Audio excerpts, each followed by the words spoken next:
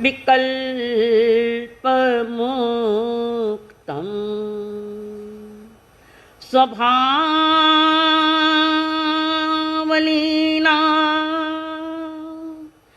निवसन्ति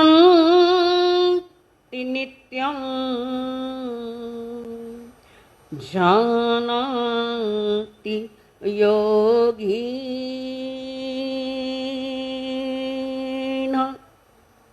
स्वयमेव तत्त्वं जानाति योगी स्वयमेव तत्त्वं। धन्य है आज की ये घड़ी, आगम आवाज कानों पड़ी। धन्य है आज की ये घड़ी, आगम आवाज कानों पड़ी। कैसे कर्म चले, कैसे बंध टले, कैसे कर्म चले, कैसे बंध टले। इच्छा सुनने की आगे बढ़ी, मेटे भव भव के मन के भरम। तो ही ठहरेगा चित्त में धर्म, नित्य वंदन करे मन में श्रद्धा भरे। नित्य वंदन करे मन में श्रद्धा भरे। होवे हल्के हमारे करम, ऐ सतगुरु तेरी शरण। मिट जाए जन्म और मरण, बहु दुख सहे कितने कर्म गहे। बहु दुख सहे कितने कर्म गहे। अब तो सत्य पे चले चरण, ऐ सतगुरु तेरी शरण। कोई भी कुर्सी उठाओ मती, नम्र निवेदन है अभी तक तो। पंच परमेष्टि को प्रणाम।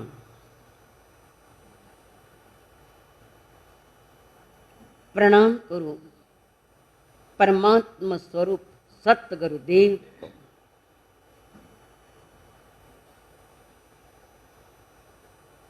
नमन है उस आत्मा को जिन्होंने इस धरती पर जन्म लेकर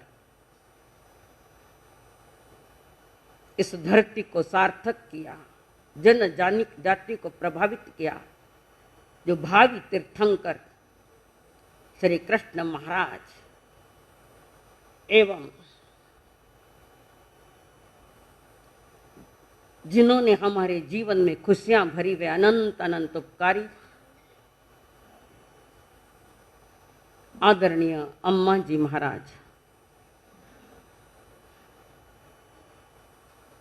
जिन्होंने मेरी उंगली पकड़कर हमें सतगुरुओं के चरणों में समर्पित किया, वे अनंत अनंत उपकारी मेरे संसारी स्वर्गस्थ पिताजी एवं स्वर्गस्थ माता जी। महापुरुषों की महागाथाएं सुनने के लिए आए हुए देवानुप्रिय आप सभी के भीतर में विराजमान भगवान आत्मा को मेरा प्रणाम है। यदा यदा धर्मस्य ग्लानिर्भवति भारत अभ्युत्थानम् अधर्मस्य तदात्मानं सृजाम्यहम्। परित्राणाय साधूनां विनाशाय च दुष्कृतां धर्म संस्थापनार्थाय संभवामि युगे युगे संभवामि युगे युगे।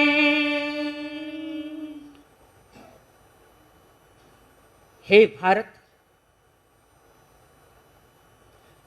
जब जब भी धर्म की हानि होगी और अधर्म की वृद्धि होगी, तब तब मैं अपने रूप को रचाता हूं, साधु पुरुषों का उद्धार करने के लिए और उनके साथ दुष्कृत कर्म करने वालों के लिए तथा धर्म स्थापना करने के लिए मैं हर युग में आता हूं। हर युग में मेरा आना होता है। कृष्ण का अवतरण उस समय हुआ जब इस धरती पर साधु संत सन्यासी चले गए, सामान्य जनता को कष्ट दिए गए, अत्याचार का तांडव रचा गया है। और वे स्वयं कह रहे मैं हर युग में आता हूं। इस घटना को थोड़ा ठीक से समझना पड़ेगा। मैं हर युग में आता हूं और अपना रूप रचता हूं। स्वयं कृष्ण महाराज कह रहे हैं हर युग में मैं आता हूं, यानी स्वयं कृष्ण नहीं है, उनके समान चेतनाएं आती है। हो सकते हैं वो महावीर जी भी हो सकता है वे कबीर जी भी हो सकते हैं, हो सकता है कोई महात्मा तुलसीदास जी, कोई तुकाराम महाराज।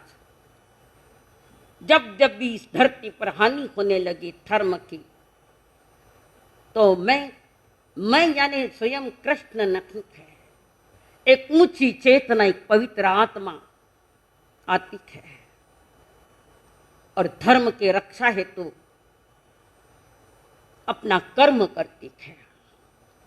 तो यहां जो सदा ही मैं का प्रयोग किया है, तो वो पवित्र चेतनाएं, उच्च कोटि की चेतनाएं, जिन्होंने धर्म के खातिर अपना जीवन न्योछावर किया है। तो मैं हर युग में आता हूं, अलग अलग रूप में आता हूं। जब जब भी धर्म की हानि हुई है, कोई न कोई युग पुरुष आता ही है धर्म की रक्षा करने। ये इस देश का सौभाग्य है जहां ऊंची से ऊंची महान चेतना इस धरती पर जन्मी है। ये भारत का सौभाग्य है, इस देश का सौभाग्य है कि यहां ठौर ठौर संत दिखते हैं, यहां ठौर ठौर कदम कदम पर सतगुरु मिलते हैं, और जिन्होंने संसार के दुखी जीवों को सुखी करने के लिए यह उनका पदार्पण होता है। कृष्ण महाराज का जन्म आज है।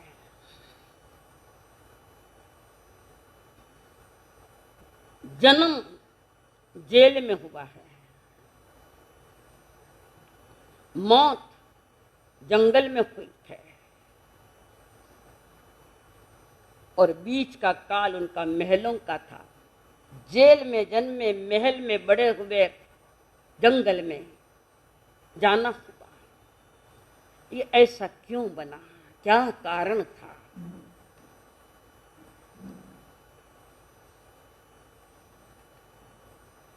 दो सगे भाई अपने नगरी से निकले, अपने गांव से निकले, और बाजू के गांव में उनको कुछ खरीदना होगा, इसलिए वो बैलगाड़ी लेकर गए। दो सगे भाई माँ बाप की आज्ञा लेकर वो दोनों ही सगे भाई बैलगाड़ी में बैठकर पड़ोस के गांव में गए, कुछ खरीदी होगी। खरीदी करते करते शाम हो चुकी।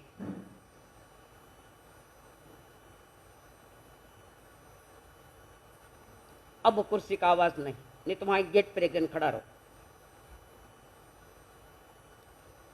संध्या हो गई, रात का जन्म हुआ है, रात हो रही है। छोटे भाई ने बड़े भाई को कहा, भैया अब रात होने लगी है, चलना है अपने गांव अपने को। और बैलगाड़ी तैयार की, बैलों की डोर छोटे भाई के हाथ में और बड़ी डोर, वो भाई पीछे बैलगाड़ी में बैठा है। निकले हैं, थोड़ी रात हो गई है, छोटा भाई गाड़ी चला रहा है, जंगल पार किया जा रहा है, वहां बीच जंगल में छोटे भाई ने बैलगाड़ी रोक दी। बड़े भाई ने पूछा, गाड़ी क्यों रुकी भैया, कैसे गाड़ी चलाऊं? सामने एक बहुत बड़ी नागिन सोई हुई है, रास्ते में सुस्ताई हुई।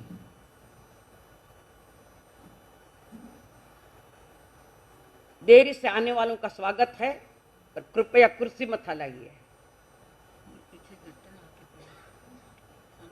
मन कहीं नहीं मालूम,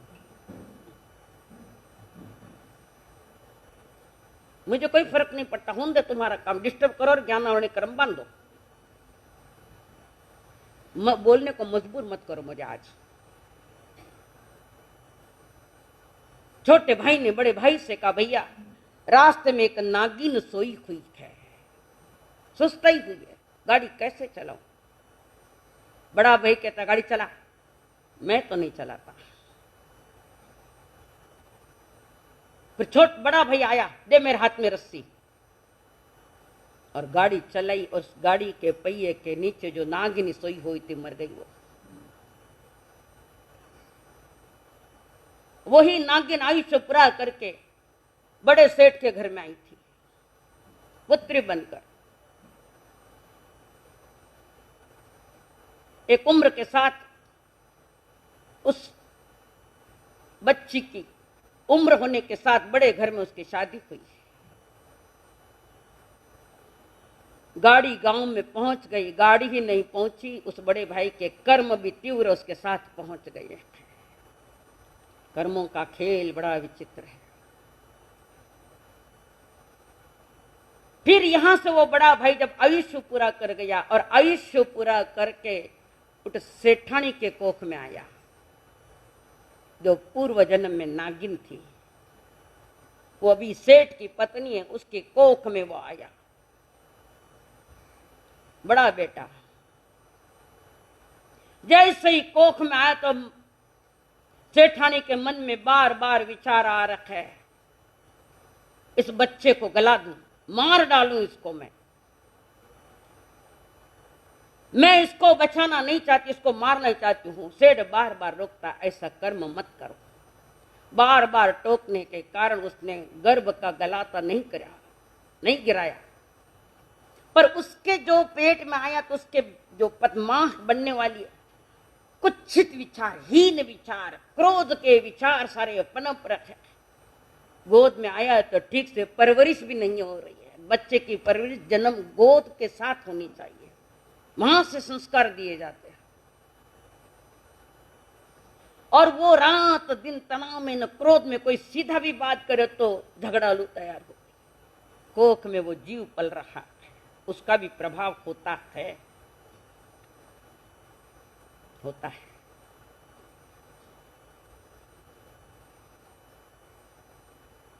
जन्मते ही उसको दूर फेंक दिया। पिता बार बार मां को, पत्नी को समझाता है, बच्चा अपना है, आपकी कोख से आया है, मैं उससे कदापि प्यार नहीं करूंगी, उसके प्रति मुझे कोई मोह नहीं, इसको फेंक दो यहां से लग जाकर कचरा कुंडी में। पिता कहता है नहीं फेंकेंगे, इसकी परवरिश कैसे भी। बहुत रोता है तो मां के पास, अपने पत्नी के पास देता है, बच्चा भूखा दूध दो, नहीं देती, नहीं दूंगी दूध भी। और जो गाय का दूध आता था उसमें से उसको दूध दे देकर बच्चे को थोड़ा बड़ा कर, उसकी तरफ देखता ही नहीं, वो मां उसकी तरफ देखती ही नहीं है। इधर पीछे जो औरतें बैठी है, आप लोग किस लिए बैठी हो? आपको समझ में नहीं आ रहा है? ये जो बार बार चेहरे हिलाई जा रही है,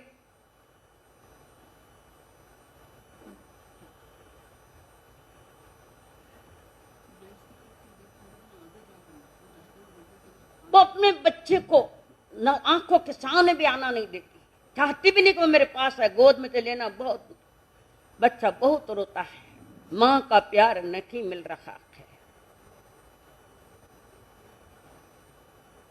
और थोड़ा बड़ा हुआ, 1.5-2 साल का हुआ, इतनी तकलीफ उस बच्चे को मां ने दी। और ऐसा होता है, ऐसा होता है।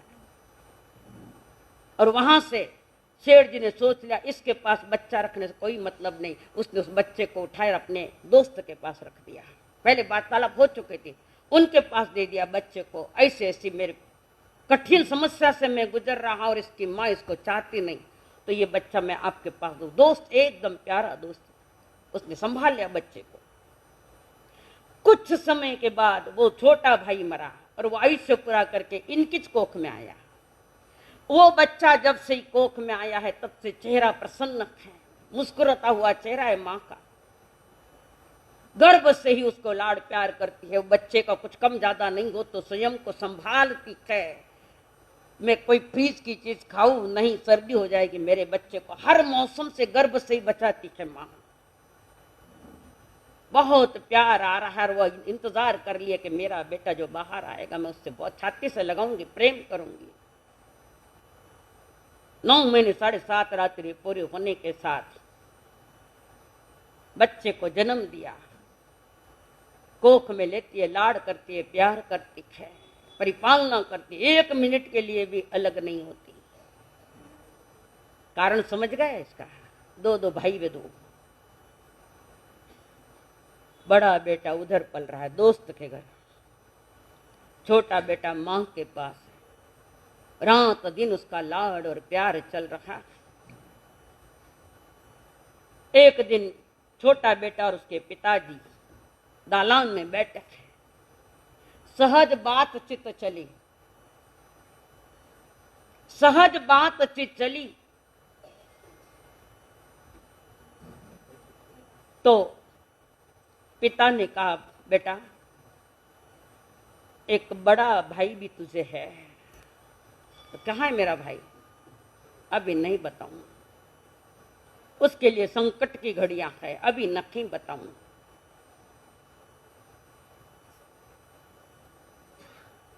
योगाने नजदीक में एक त्योहार आ गया और घर में उत्सव मनाया जाने की तैयारियां, भोजन आदि सब बदल गया, रोज का नहीं।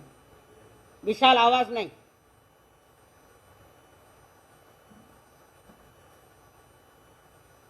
ऐसे लिंक टूटती है। ठीक है,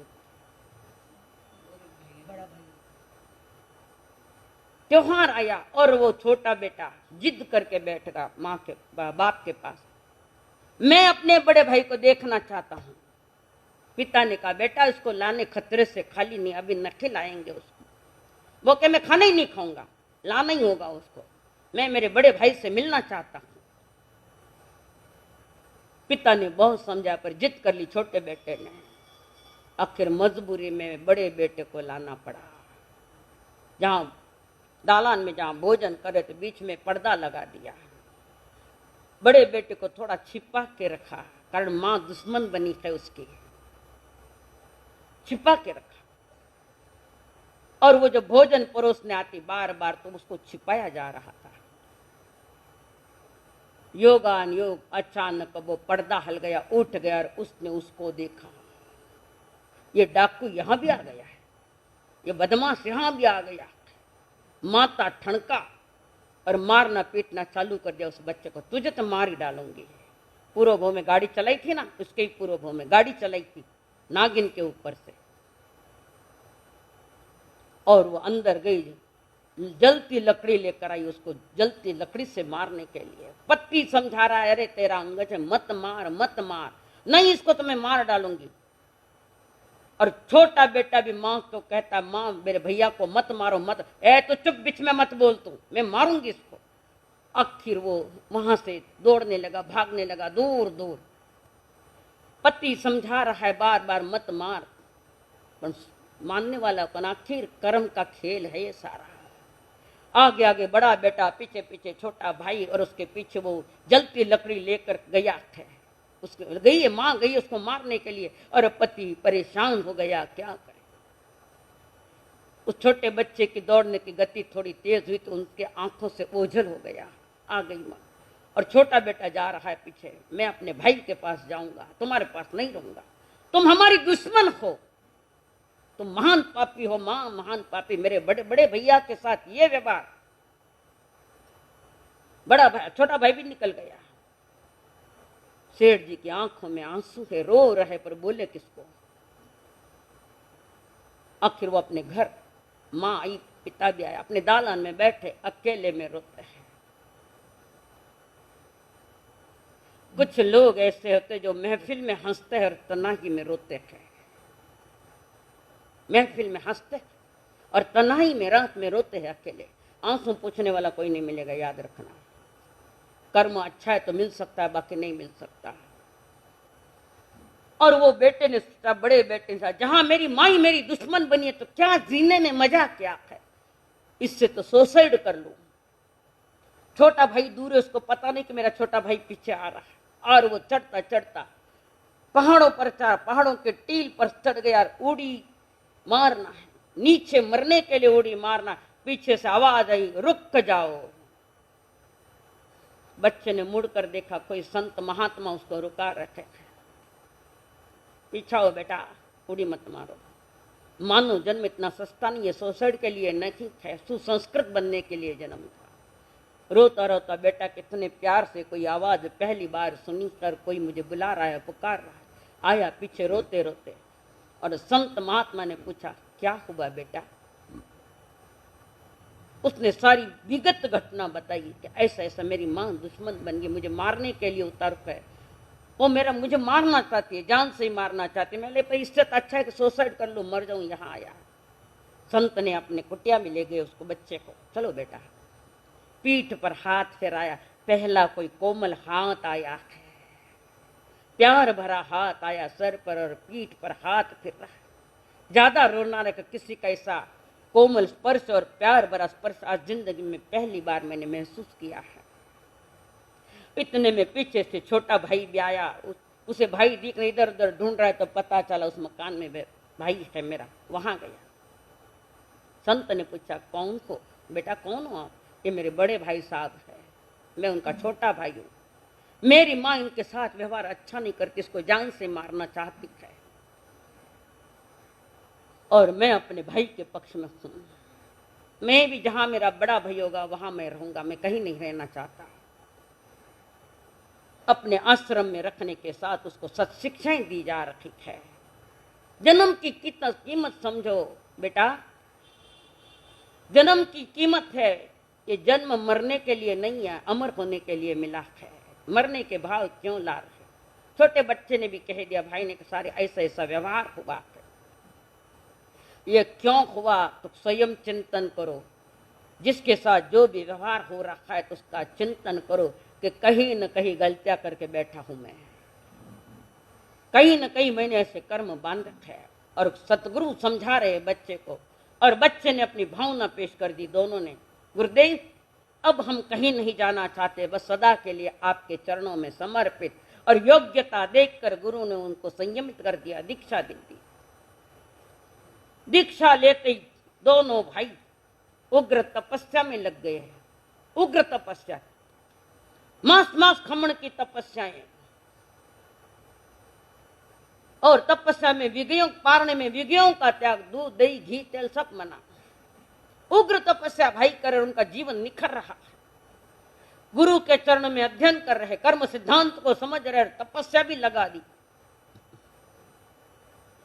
तपस्या करते करते संयमी जीवन जीते जीते बच्चे थोड़े प्रौढ़ होने लगे। उम्र बढ़ती गई है, समय जाता जा रहा है। तपस्या और ध्यान साधना में लीन वे दोनों ही मुनि। देख लिया जीवन की सांध्य वेला आ चुकी है। तो जीवन की सांध्य वेला में बड़े भैया ने छोटे भाई को कहा, बस अब हमारी तैयारी में समाधि मरण लेना चाहता हूं। और वो छोटे भाई को कहता, मैं इस तपस्या का फल चाहता हूं। छोटे भाई ने समझाया बड़े भाई को, तपस्या कौड़ी भाव मत बेचो, कोई नियाणा मत करो, कोई ये मत करो, संकल्प मत करो अपनी ओर से, फल मत मांगो, फल की इच्छा मत करो। तो क्या नहीं, मैं करूंगा। हीरे को कौड़ी भाव मत बेचो भैया, मत बेचो। इतनी उग्र तपस्या है आपकी, इतनी साधना उत्कृष्ट है संयमी जीवन की, नियाणा मत करो। वो कहता है करूंगा नियाणा। और वहां बड़ा भाई जो बड़ा भाई कहता मैं करूंगा, बहुत समझाया छोटे बहन, आखिर उसने नियाणा कर लिया। मेरी तपस्या का फल होवे तो मैं अगले जन्म में मनुष्य जन्म पाकर जगत वल्लभ बनूं, सभी लोगों की आंखों का तारा बनूं, सितारा बनूं, मैं सभी का प्यारा बनूं, मैं मेरी तपस्या का फल होवे तो। बेच दी तपस्या, कौड़ी भाव गई। मुक्ति की भी साधना हो सकती थी, पर वो मां का दुख देकर उसने कहा मैं ऐसे जगह जन्म लूं जहां सारा संसार मुझसे प्यार करे। हो गया खत्म खेल। और वो जीव, वो मुनि, बड़े भाई आयुष्य पूरा करके वहां से वो जीवात्मा निकली, वहां से, और जेल में जन्म लिया है। भादवा बदी अष्टमी को जन्म जद हुआ हरि जी को, भादवा बदी अष्टमी को जन्म जद हुआ हरि जी को, जन्म जब हरो हरि जी को, भादवा बदी अष्टमी को। पुरुषोत्तम प्रगट्या अवतारी, जगत में महिमा है विस्तारी। पुरुषोत्तम प्रगट्या अवतारी, जगत में महिमा है विस्तारी। देवकी को नंदन खैनी को, हुओ यादव कुल मेटी को। देवकी को नंदन खैनी को, हुओ यादव कुल मेटी को। आयुष्य पूरा करके देवकी की कोख में आए थे, और देवकी और पिताश्री जी वसुदेव जी जेल में है। भाणजे ने जेल में डाला है। थोड़ा जोर से और बजाओ, अच्छा लागेला। जेल में दोनों की कंस का आतंक छाया था, और कंस ने भविष्यवेता उनको बुलाया और कहा मेरी मौत कैसी होगी और कौन कारण बनेगा। कुंडलियां देखी जा रही, पत्रिकाएं देखी जा रही, और देखने वाला होशियार था, विद्वान था इस मामले में। उसने कहा महाराज क्षमा हो, आपकी मौत आपके भाणजे के हाथ से होगी। देवकी का जो 7 नंबर का बेटा आएगा, 7वां नंबर वाला, वो तुम्हारी मौत का कारण बनेगा। टेंशन आ गया, मेरा ही भाणजा मुझे मारेगा। बहन है कंस की बहन है देव की महारानी, निर्णय ले ऐसा कार्य करूं, न बजे बांसुरी न बजे बांस, न बचे बांस और न बजे बांसुरी, ऐसा काम करो। पहरेदार को रख दिया, उनको दोनों को जेल में डाल दिया और बाहर पहरेदार रख दिए। इधर जैसे ही वो घर आए थे, कंस महाराज अपने घर आए, और उस समय उसकी पत्नी ने कहा, कंस की पत्नी ने, आज तुम्हारे छोटे भाई यहां आए थे भिक्षा लेने के लिए। भाई के अत्याचारों से परेशान होकर छोटे भाई ने दीक्षा ले ली थी, और आज भिक्षा लेने के लिए अपने यहां आए थे, और मेरी ननद मेरे बाल संवार रही थी, और पता लग गया कि देवर जी आए हैं। कंस की पत्नी, तुम्हें शर्म नहीं आती? भीख मांगते फिर, तुम्हारे भाई तो राज्य कर रखे थे और तुम भीख मांग रखे हो। शब्द कैसा यूज किया, भीख, भिक्षा नहीं बोली, भीख मांग रहे हो, घराने की लाज गंवा रखे हो। मुनि जी ने कहा, भाभी इतना अहंकार मत करो, मत करो इतना अहंकार। ये जो तुम्हारे बाल संवार रही है, इसका बेटा तुम्हारा नाश, मुझे विधवा बनाएगा, तुम्हारा नाश होगा। जो बाल संवार रखी है, उसकी कोख में जो 7वां नंबर का बेटा आएगा, वो तुम्हें विधवा बनाएगा। इसने ये सुन लिया। इधर इधर कृष्ण कंस ने भी यही सुना। दोनों ही घटनाएं मिलती जुलती आ रखी। और बहन जेल में, और वहां ये आए थे। अब वो माता पिता सोच रहे कैसे रक्षा करें, क्या करें, परेशान हो गए। उन्हें भी तो हथकड़िया बंदी, बाहर पहरेदार है, भयानक पहरेदार खड़े है, बिजलियां कड़कड़ाहट करने लगी। अब क्या करे। उस समय देवकी महारानी ने यशोदा, इनमें आपस में बात हो गई थी इनमें कि मेरा बच्चा जन्मेगा तो मैं तुम्हें दे दूंगी और तुम्हारा इधर भेज देना। पर अभी जेल में निकले कैसे। विचित्र विचित्र पहरेदार शस्त्र लिए बैठे खुदे। और आखिर देवकी ने कहा, इस जो जन्म लेता है वो अपने नसीब से मरता है या नसीब से बचता है, उसके भाग्य पर उसको छोड़ दो, जो होना है वो जाने। पर करे क्या। एक फटा पुराना कपड़ा लपेटकर उस बच्चे को, पिता वसुदेव जी ने उस बच्चे को लिया, ले जाने के लिए तैयार है। और वो बच्चा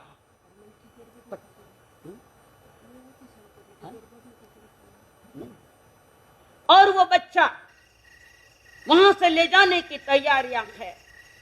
तो एक छोटी टोकरी में बच्चे को लिया।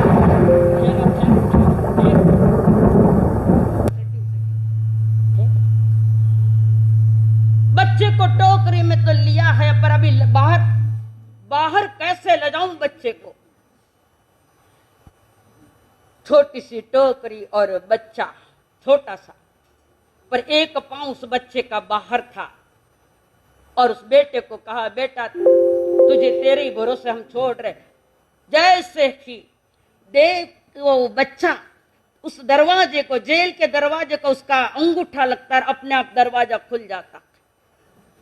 पर परम भाग्यशाली लड़का, उत्कृष्ट भाग्य का उदय है।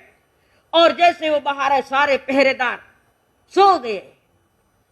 और सोए हुए पहरेदारों को देखकर वसुदेव जी बच्चे को लेकर वहां से निकल रखे हैं। अंधेरी रात, कड़कटाती रात, अंधेरा छाया हुआ, रोशनी का नामो निशान न थी। और पिता रिश्ते लेकर जा रहे हैं।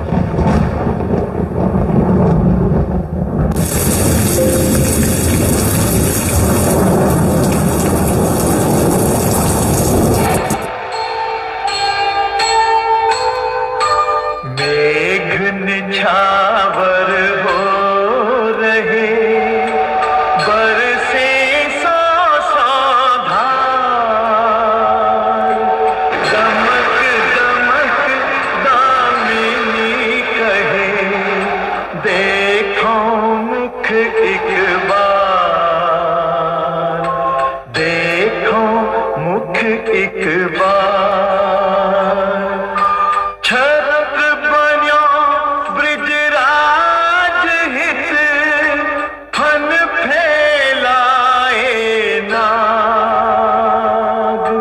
मथुरा तेरे त्याग से जागे ब्रज के भाग,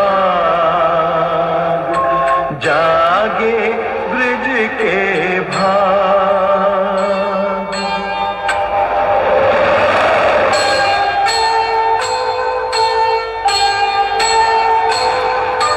जाने जमुना जग नहीं, श्री हरि को अवतार, पावन पद पर सन चढ़ी, बढ़ी जमुन जलधार, बढ़ी जमुन जलधार। धार मध्य वसुदेव जब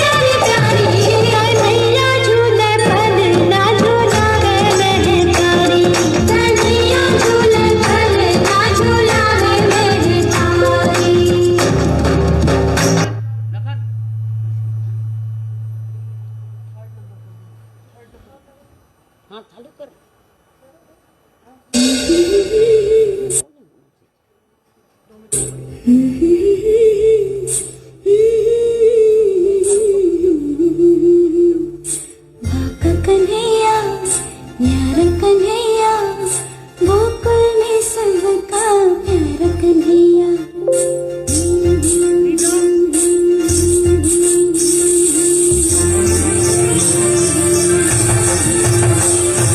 ठुमक ठुमक ठुमक नाच कन्हैया, पैजनिया छम छम बाजे रे, छम छम छम छम कान्हा के संग सारी दुनिया नाचे रे, सारी दुनिया नाचे रे, सारी दुनिया नाचे रे, छम छम छम छम कान्हा के संग सारी दुनिया नाचे रे।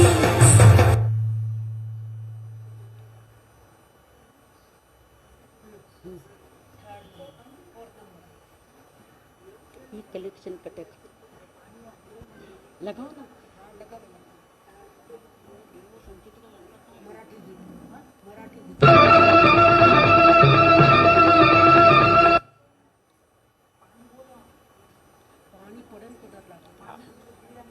आशा तई जरा पानी दिया गिरा हो थोड़ा सा, पटापट कर फेंक लगा गिट्टू लगा, धीरे धीरे ध्यान रखना कि कट हुए ना उतनी सौ मिले रिदम।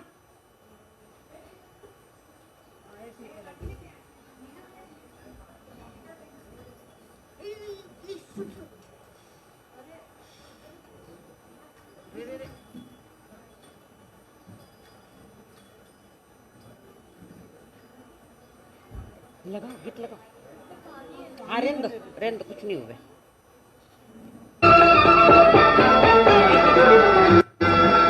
गोद में ले कौन छोड़ो बच्चे दे उसके हाथ में लो, थोड़ी देर 2 मिनट ले हाथ में।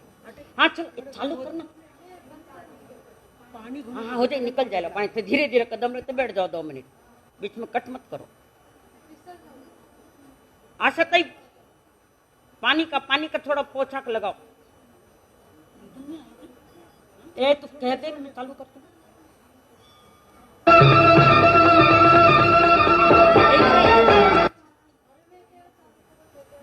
करो थोड़ा मन में करो, नहीं पड़े पोछो मारी ओढ़ है, थोड़ा पानी पे बैठ जाओ 2 मिनट 2 मिनट रुक जाओ। हाँ चल को लगा ना, लगा बेटा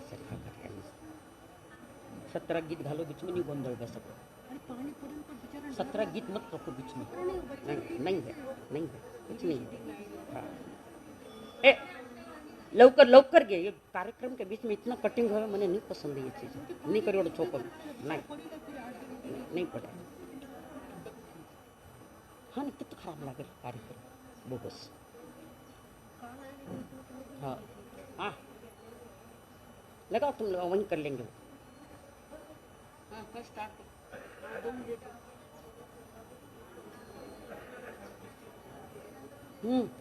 आज कोई जिद्दी बाई है, सेट कर।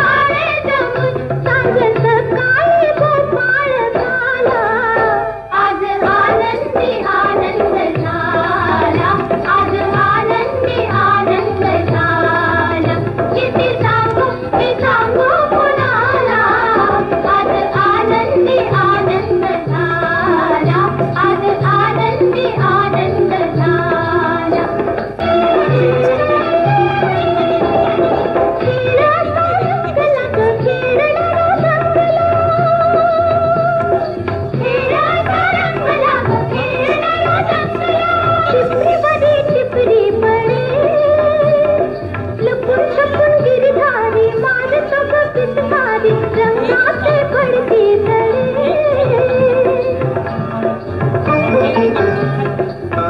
तेरे घर से दिशा धुन डाले निशा तेरे घर से दिशा धुन डाले निशा रात रंगा सा था रात नारा आज आनंद आनंद धारा आज आनंद आनंद धारा किसी सांगो पुराना आज आनंद आनंद धारा आज आनंद आनंद धारा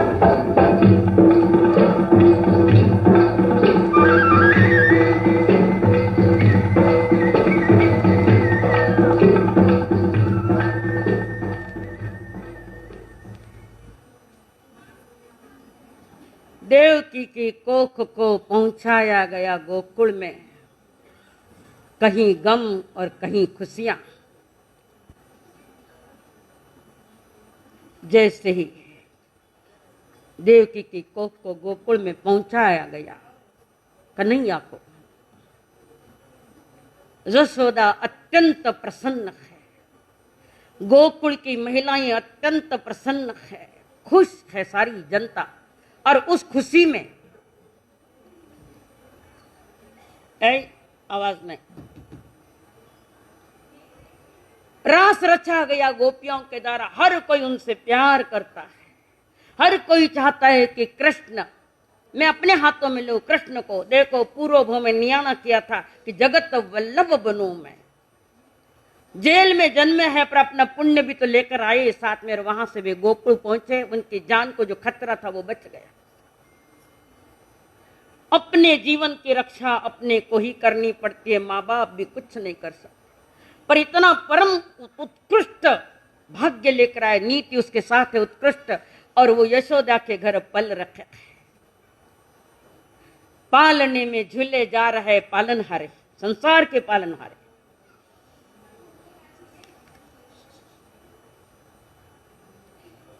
घान अंधकार में जिनका जन्म हुआ, हाथ को हाथ नहीं दिखे।